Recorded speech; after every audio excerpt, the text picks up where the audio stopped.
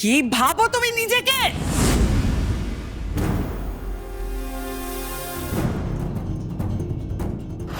Sir আমাকে ডেকেছেন? আমি তোমাকে ডেকে পাঠিয়েছি শুভ। হ্যাঁ ম্যাডাম বলুন না।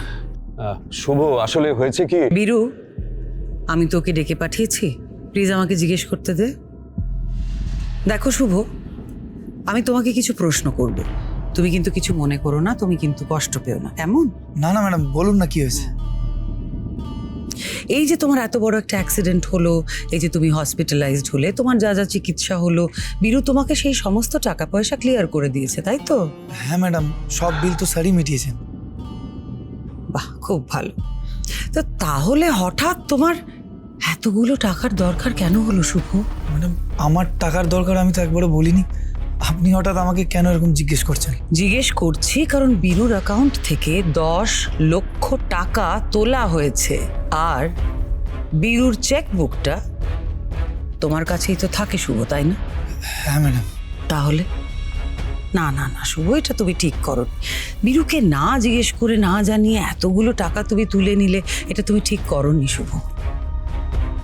ম্যাডাম 10 লাখ টাকা, আমি কি বলছেন আপনি কিছু বুঝতে পারছি না। নাটক বন্ধ করো, যেটা জিজ্ঞেস করছি পরিষ্কার উত্তর দাও। কেন টাকা তুলেছিলে বলো? আমাকে একটু কথা বলতে দিন। শুভ, ব্যাংকের এই মেসেজটা দেখো তো। এই যে দেখো, আমার অ্যাকাউন্ট থেকে 10 লাখ টাকা চেকে তোলা হয়েছে। চেকটা তুমি ইস্যু করেছো।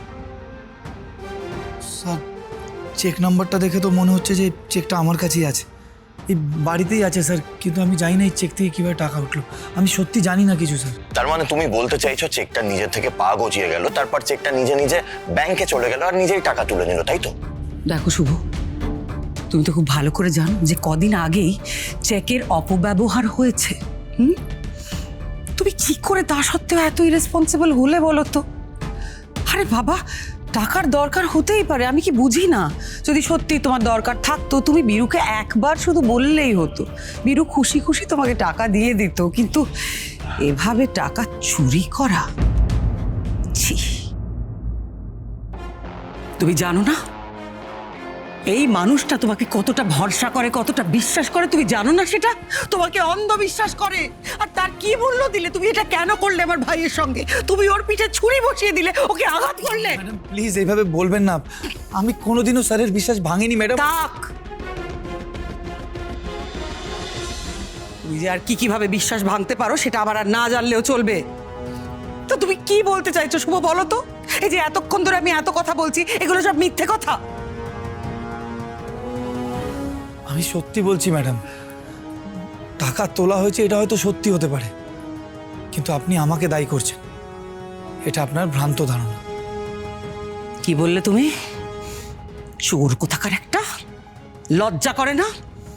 নিজে চুরি করেছো, আবার তুমি আমার মুখে মুখে তর্ক করছো?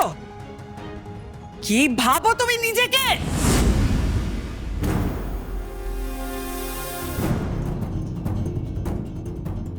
তুমি ওই এত 10 লাখ টাকার চেকটা আমি নিয়েছি।